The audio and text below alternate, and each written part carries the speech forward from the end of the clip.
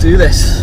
My name is Ben Griffin and this is Rakombu Cars, and for some reason Ford thought it would be a good idea to let me out on my own in the new RS. 350 PS of it, 2.3 litre EcoBoost engine, 440 Newton meters of torque. And of course, one of the biggest departures from the old car is the all-wheel drive system, which interestingly isn't a Hatchback system.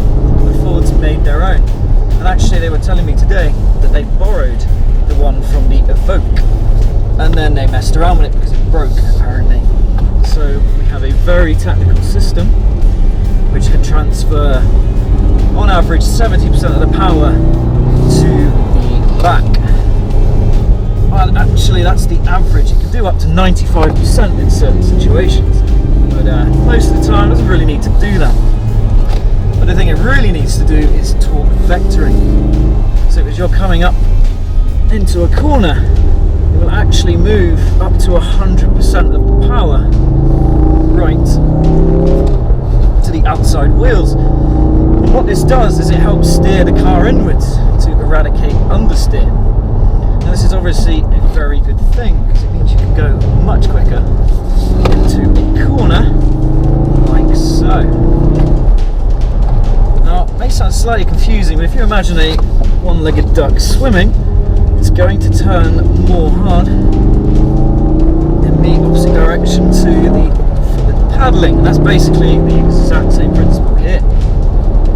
Now another few other cool things about the car: you have the 440 Newton meters of torque, which is plenty, but you actually get an extra 30 for 15 seconds.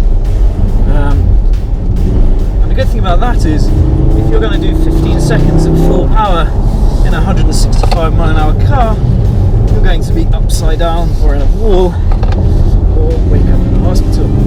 And actually, if you want to cheat the system, you can just ease off instantly and off you go again, which is great when you're on the Autobahn. I will say the interior is a little bit rubbish. It's a little bit plasticky. Sorry about that, Ford. Hope you don't mind. But it is better than the Civic Type R, and I actually think that it's probably the closest thing to this car actually in terms of drivability. It just chuck it into a corner and it just pulls well beyond my amateurish abilities, which makes it exceedingly fun to drive. I think the internet may tell me I'm wrong, but 0 to 62 in 4.7 seconds. It has launch control, so you can leave the line very quickly.